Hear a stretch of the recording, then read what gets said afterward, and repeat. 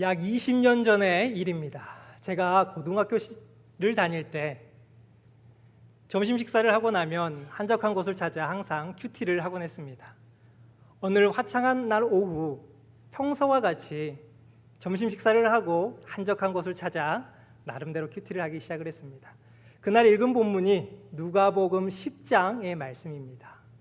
누가복음 10장에는 예수님께서 70명의 제자들을 세우시고 각 마을과 지역으로 파송하시면서 제자들에게 말씀하신 비유의 말씀이 있습니다.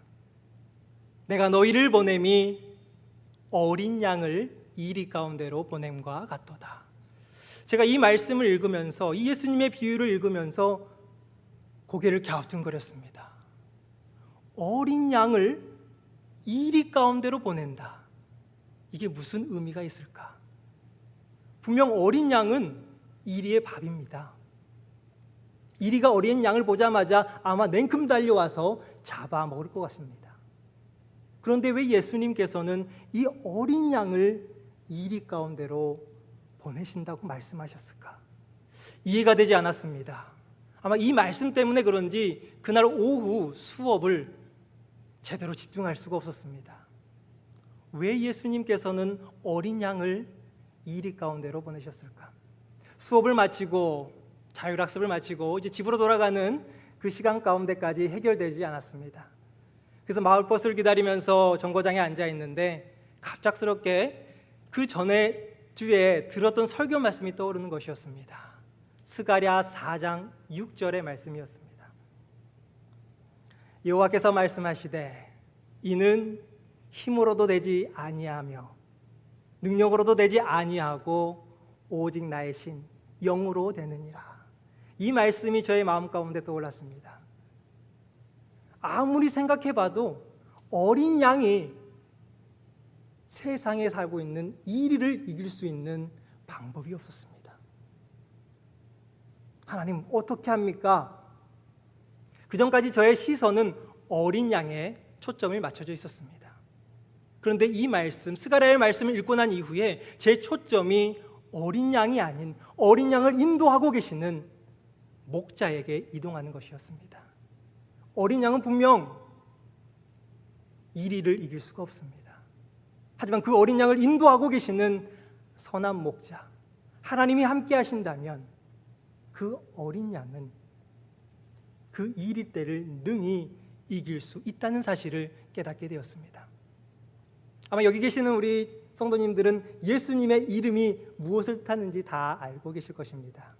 마태복음 1장 21절에 의하면 예수님의 그 이름에는 구원자, 자기의 백성을 죄에서부터 구원할 자이심이라고 기록이 되어 있습니다. 예수님의 또 다른 이름이 있어요. 마태복음 1장 23절에 보니까 이사야서의 말씀을 인용하고 있습니다. 한 아이를 주리니 그의 이름을 임마누엘이라 하라. 이를 번역한즉 하나님이 함께 계시니라.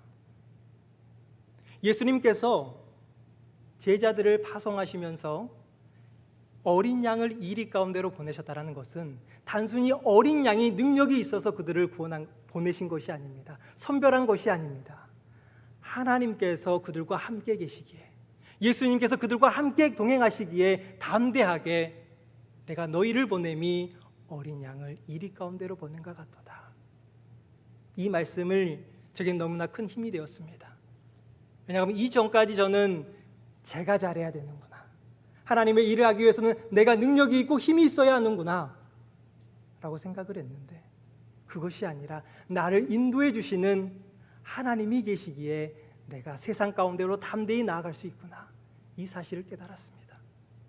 오늘 본문의 말씀은 이스라엘의 인도자 되시는 이 하나님을 잊어버린 이스라엘 백성의 이야기가 등장하고 있습니다. 1절의 말씀을 보면 온 회중이 소리를 높여 부르짖으며 밤새도록 백성이 곡하였더라라고 기록이 되어 있습니다. 곡하였더라라는 동사는 1절의 분위기를 말해주고 있습니다. 곡은 초상을 당할 때 슬픔을 표시하기 위하여 일정하게 내는 우는 소리입니다. 요즘 장례식장을 가보면 이 곡하는 소리를 많이 들을 수는 없습니다. 하지만 제가 어린 시절만 하더라도 장례가 있는 곳에 가면 어김없이 이 곡소리를 들을 수가 있었습니다. 과연 어떠한 일이 있었기에 이스라엘 백성들은 이렇게 울부짖으며 곡을 하고 있을까요? 오늘의 본문의 말씀은 이 이유에 대하여 설명해 주지 않고 있습니다. 하지만 그 앞의 내용을 살펴보면 왜 이들이 이렇게 소리를 내며 곡하고 있는지에 대한 이유를 알고 있습니다. 모세가 이스라엘 백성들을 출애굽하고 그리고 시내산에서 하나님과의 언약을 세웁니다. 하나님은 이스라엘의 거룩한 하나님이 되어지고 이스라엘 백성은 하나님의 거룩한 제사장이 됩니다. 그리고 이들은 하나님이 주시고자 약속하신 가나안의 여정을 시작하게 되죠.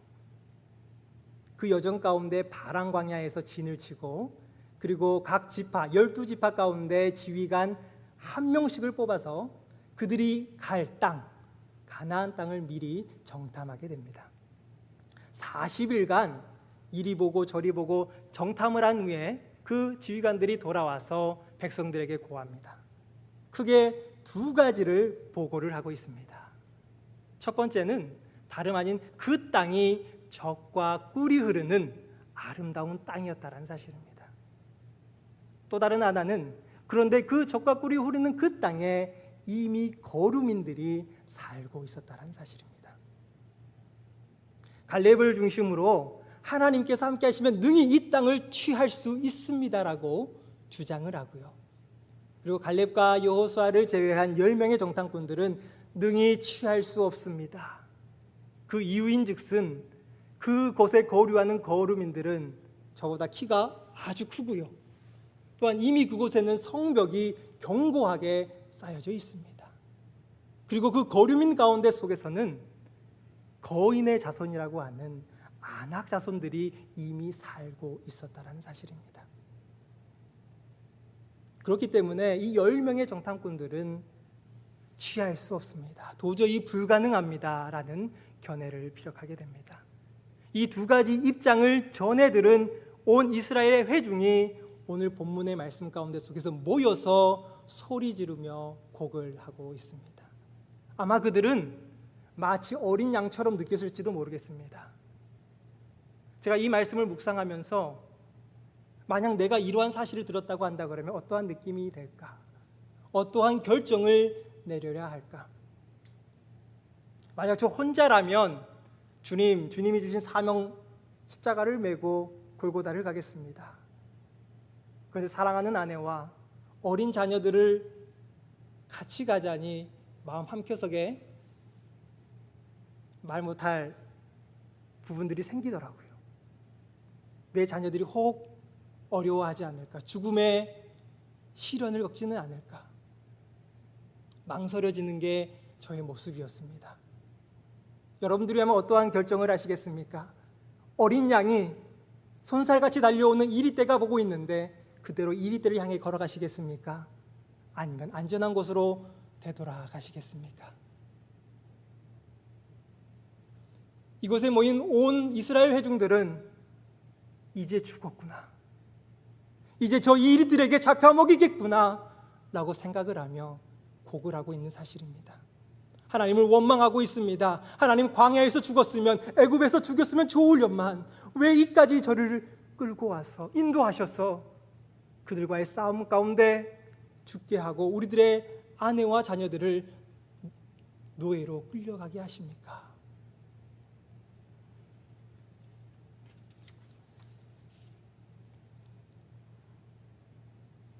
이들은 손살같이 달려오는 이리떼를 보고 그들을 인도하고 있는 하나님의 모습을 잊어버렸습니다. 저는 여기서 질문이 하나 들었습니다. 이스라엘 백성들은 이미 애굽에서 출애굽하는 과정 가운데 직접적으로 간접적으로 하나님의 능력을 보았습니다. 10가지 재앙을 경험한 자들입니다. 홍해가 받아지는 경험을 했습니다. 그곳을 지나갔습니다. 만나와 메추라기를 먹었던 자들입니다. 그럼에도 불구하고 그들은 왜 하나님을 잊어버렸을까요? 혹 여러분들은 물 위를 걷는 베드로를 기억하고 계십니까? 어둠 가운데 폭풍을 지니고 있는 그 배 가운데 예수님께서 걸어오는 모습을 보시고 베드로가 이야기를 합니다. 주여, 만일 주인님이시거든 나를 오라 하소서. 예수님께서 오라 라고 말씀을 하십니다. 베드로가 그 보트에서 내려서 걸어가며 예수님께 한 걸음 나아갑니다. 그런데 강한 바람을 보고 두려워하여 물에 빠지기 시작했다고 합니다. 베드로가 누구입니까? 예수 그리스도의 수제자, 예수 그리스도의 가장 측근으로서 예수 그리스도가 하신 모든 사역을 직접 보고 함께 경험했던 자입니다. 그가 무엇을 보았습니까? 거친 풍랑을 보고 바람을 보고 두려워하여 물속에 가라앉게 됩니다. 그리고 고백합니다. 주여 나를 살려주소서. 주여 나를 살려주소서. 예수님께서 그를 잡아주시고 이렇게 말씀하시죠. 믿음이 작은 자여 왜 의심하느냐? 왜 의심하느냐? 베드로조차도 온전히 예수 그리스도를 바라보지 못했습니다.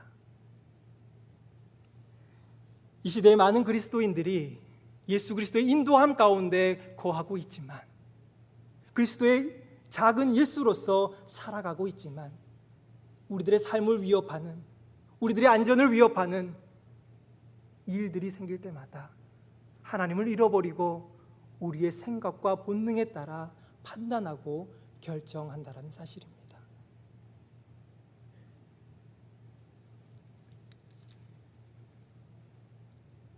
그렇기 때문에 이 모습을 본, 이 소식을 들은 온 이스라엘 백성들은 울며 애통하며 원망하기 시작을 합니다. 5절의 말씀에 보니까 모세와 아론이 이스라엘 백성들 가운데 앞에 엎드렸다라고 기록이 되어 있습니다. 이 구절은 하나님이 이스라엘 백성 가운데 임재하실 때 자주 보여지는 말씀입니다. 왜냐 그러면 그 당시에 하나님을 본다라는 것은 죽을 수도 있다라는 것을 의미합니다. 거룩한 하나님을 본다라는 것. 그래서 그들은 항상 얼굴을 땅에 대고 하나님을 맞이합니다. 그래서 학자들은 이 아론과 모세가 땅에 엎드렸다라는 것은 다름 아닌 그만큼 그들의 공포와 무서움을 대변하고 있다라고 설명을 하기도 합니다. 그런데 이 이야기를 듣고 있는 여호수아와 갈렙의 반응은 전혀 달랐습니다. 그들의 옷을 막 찢어 헤쳤습니다. 얼마나 답답했으면, 그들의 행동과 모습이 얼마나 답답했으면 그들 앞에서 옷을 찢는 행위를 하게 됩니다. 그들 역시 10명의 정탐꾼들과 함께 가나안 땅을 들어가서 보고 듣고 경험한 자들입니다.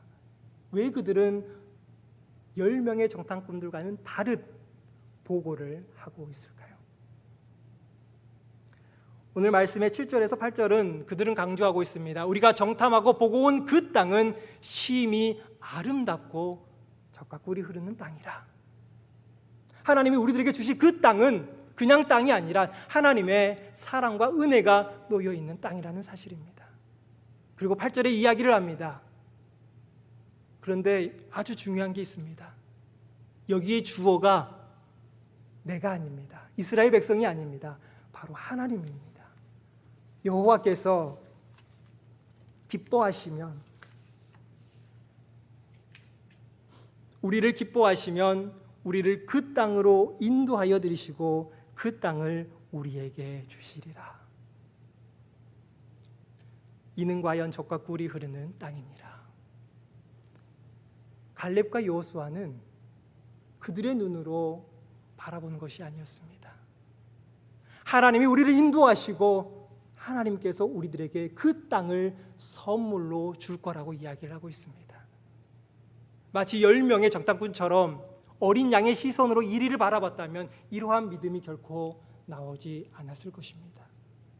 하지만 하나님의 눈으로, 그 목자의 눈으로 바라본 이 갈렙과 여호수아에게는 그들은 두려움의 대상이 아니었습니다. 그렇기 때문에 9절에 이렇게 이야기합니다. 그 백성을 두려워하지 말라. 그리고 9절 하반절에도 똑같이 이야기하지요. 그들을 두려워하지 말라. 그들은 우리의 밥이라고 이야기를 합니다.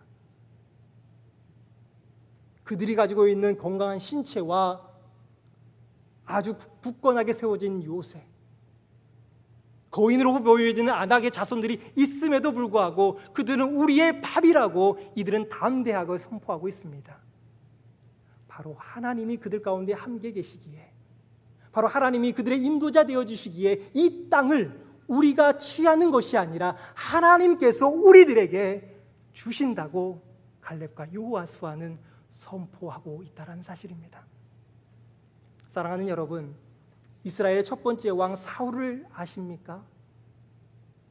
첫 번째 왕이기 때문에 얼마나 신중하게 이스라엘 왕을 선정했겠습니까?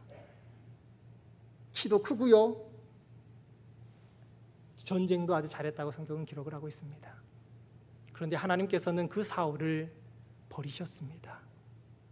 사무엘상 13장과 15장에는 그 이유를 이야기하고 있습니다. 첫 번째 이유는 블레셋과의 전투를 하고 있는데 그 전투 가운데 속에 사무엘이 기다리라고 이야기를 하고 있습니다. 그런데 그 기한이 지나도록 사무엘이 나타나지 않는 겁니다. 블레셋 군대들은 이제 전쟁을 하기 위해서 행군을 하고 이스라엘 백성들은 두려움에 떨면서 방황을 하고 있습니다. 이때 사울은 결단을 내리게 됩니다.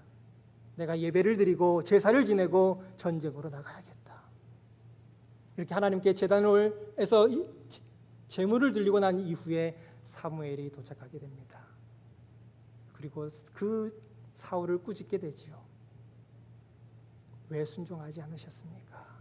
왜 기다리지 않으셨습니까? 15장에도 비슷한 내용이 나옵니다. 아말렉과의 전투 가운데 하나님께서는 그 모든 아말렉의 것들을 진멸하라고 명하십니다. 그런데 좋은 살짐승들과 그리고 아가광을 살려둡니다. 그리고 이야기합니다. 이 좋은 살짐승들로 하나님께 제사를 드리기 위하여 살려두었습니다. 사무엘이 사울에게 이르지요. 순종이 제사보다 낫다. 어찌 보면 사울을 이해할 수도 있을 것 같습니다. 블레셋 사람들이 이제 전쟁을 하려고 달려오는 그 순간 연합의 힘이 필요했고 지도자로 사울로서는 그 상황을 타개할 방책이 필요했던 것입니다. 그런데 안타까운 사실은 하나님께 구하지 아니하고 자기의 생각과 결단으로 그 일을 행하게 됩니다. 아각의 사건 속에서도 같습니다. 하나님께서 명하신 것이 있지만은 이렇게 하면 더 좋을 거야. 하나님이 기뻐하시지 아니하실까? 혹은 그 방백들이 이것을 남겨두시다라는 이야기를 듣고 하나님의 말씀을 거역하게 됩니다. 이에 하나님은 사무엘을 통하여 사울을 버리고 다윗을 세우게 되지요. 우리들이 때로는 좋은 생각을 가지고 있습니다. 하나님의 나라를 위해, 하나님의 교회를 세우기에, 건강한 가정을 가꾸어 가기 위해 우리들의 생각과 판단이 중요할 때도 있습니다. 그런데 더 중요한 사실은 우리를 누가 인도하고 있느냐는 사실입니다. 그 인도함 가운데 하나님의 놀라운 역사하심이 있을 줄로 믿습니다. 제가 학부를 다니던 시기에 신학과 건물에는 작은 액자가 하나 있었습니다. 그 액자 가운데 속에는 언더우드 선교사님의 기도문이 담겨져 있었습니다. 처음에는 공부하느라 바쁘다라는 핑계로 그 내용을 주의 깊게 살펴보지 못했습니다. 그러다 군대를 전역하고 나서 그곳에 다시금 조용히 읽어볼 수 있는 기회가 있었습니다. 제가 한번 읽어보도록 하겠습니다. 보이지 않는 조선의 마음. 주여, 지금은 아무것도 보이지 않습니다. 주님, 메마르고 가난한 땅, 나무 한 그루, 시원하게 자라 오르지 못하고 있는 땅에 저희들을 옮겨와 심으셨습니다. 그 넓고 넓은 태평양을 건너왔는지 그 사실이 기적입니다. 주께서 붙잡아 똑 떨어뜨려 놓으신 듯한 이곳, 지금은 아무것도 보이지 않습니다. 보이는 것은 고통스럽게 얼룩진 어둠뿐입니다. 보이는 것은 어둠과 가난과 인습에 묶여 있는 조선 사람들 뿐입니다. 그들이 왜 묶여 있는지도 고통이라는 것도 모르고 있습니다. 고통을 고통인 줄 모르는 자에게 고통을 벗겨주겠다 하면 의심부터 하고 화부터 냅니다. 조선 남자들의 속셈이 보이지 않습니다.